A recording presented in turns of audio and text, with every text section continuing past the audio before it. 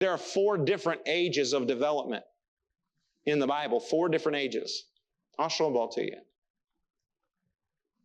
In those 4 different ages, there are different things you do with each one of those 4 different ages.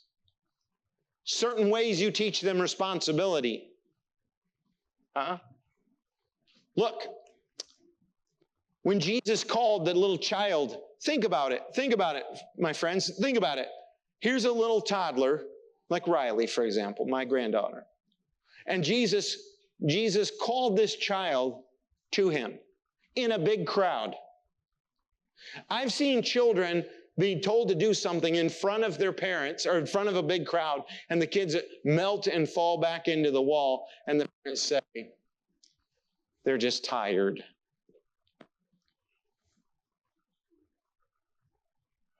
I've seen kids throw fits in public and not be controlled. Here's the story I wanted to tell you. My dad used to tell me, stuck in my head. This is a true story. There was a man that was an operator at a train station, and he would operate switches, and trains would come through, and he would switch them onto this track and that track. He's in the middle of it. One day, his 10-year-old son came out to visit Dad at the train station and watch what his dad did. And he looked out across the train tracks. It was 12 or so many train tracks out there. It was a big switch yard. And he saw his 10-year-old boy playing in the middle of a track. Well, he just got the word that there was a very fast Amtrak train headed that way on that track. Now, he could flip the switch. The train was traveling at a high rate of speed. He could flip the switch and switch the train over to another track. If he did that, the problem would be that the train would rock back and forth. It would be a quick switch, and it would go into a place where it's probably the train would fall on its side, and people could be hurt and maybe killed. There were hundreds of people on this Amtrak. He looked out at his son, and he saw his son playing on that track, and he said, I can save my son, or I can save the train. He jumped outside the door, yelled at his son. His son immediately looked at him when he heard his name, and he said, lay down! And the boy, without thinking, did exactly what his dad said to do, and he laid down in the middle of the track because his dad had told him, if that ever happens, this is what you do. Immediately, the boy laid down, and the Amtrak went right over the top of him. As the train went past and saw the boy and tried to slow down and get all the way to a stop, the dad went running out there, and the boy stood up. Nothing wrong with him. There had been enough clearance between the track rails and the train that the boy was safe. I remember my dad telling this story over and over again when he was telling parents how children need to learn to obey immediately. They need to learn. And it was a true story. He would tell this story about this boy. I remember as a kid hearing and thinking, I need to obey my parents.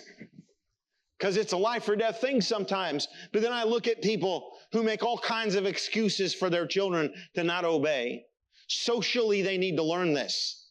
They need to learn how to function in society. They need to learn how to keep rules, obey rules, because rules are often for their own safety. I want to tell you boundaries for children. Boundaries for children are not to keep them in. They're to keep the bad out. When you say no to your children, listen to me. When you say no to your children, mean no. When you say we're not doing that, mean it.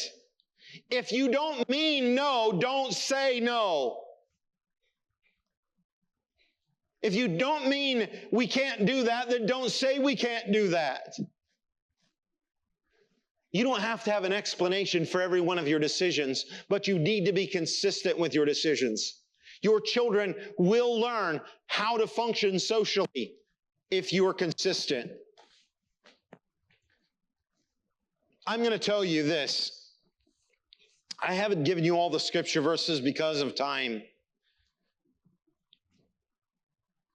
But I'm going to tell you this. if you focus on these 4 areas, intellectual, physical, spiritual, and social, you may come up with different plans and different things that I did. My children learned some things. I took them to the movie theater. I was raised that you didn't go to the movie theater. I took my children to the movie theater sometimes, and we taught them how to choose. Do they always choose right now? I don't know. I didn't ask them. I don't know what they do.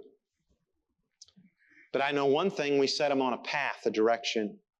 Are they going to make the right choices all the time? Probably not, because I haven't. But I showed them how to do it. Right? I taught them how to play cards. We learned, they've taught me a few card games.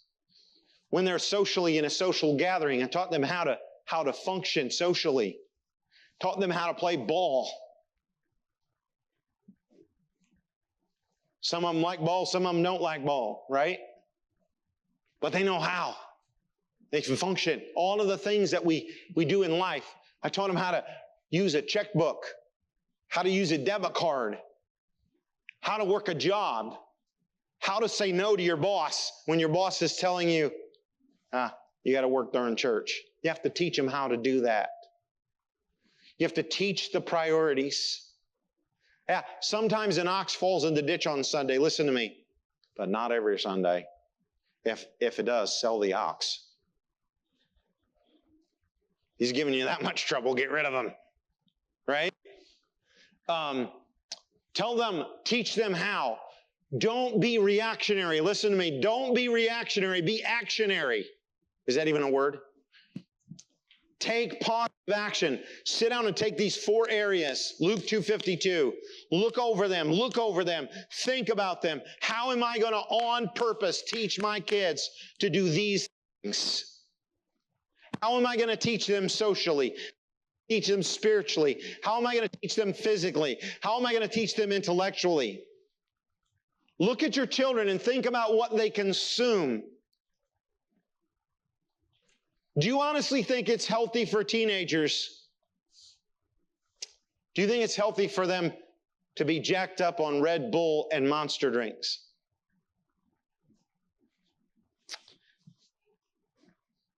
Listen to me. We had a camp. My wife and I had a teen camp for a couple of years.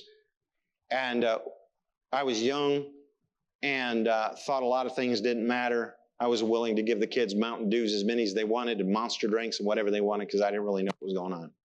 We had a canteen, and this one kid drank, I think 7, and all the kids were laughing because he was getting hyper, and it was crazy, and he was going nuts, and they were all sitting there laughing and trying to get him to drink another Monster drink.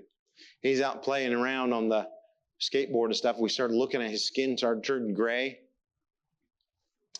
And we had a camp nurse, and we brought him in before the camp nurse, and at that time, I found out how many Monster drinks he consumed. And this camp nurse said, he's got a problem. There's something going on. We rushed him to Riley Children's Hospital. He was having a diabetic reaction. To this day, that boy's diabetic. He wasn't before then. But now he has to take this packet and shoot himself every now and then with insulin because he'd had too much jacked up sugar drinks. Kids don't know the danger there. Young people need to be limiting their caffeine intake. That's a physical thing. Are you hearing me? And, well, I'm just going to drink Red Bull and then I'll be crazy and I'll jump off of buildings and stuff. You know, that is crazy, right? Jumping off of buildings and some of the stuff they do, Red Bulls that we like to watch, some of that's nuts, right? That's not normal. Teach your kids socially, teach them physically, teach them to say no to their flesh. These are 4 areas you got to work on. You got to do it on purpose. On purpose.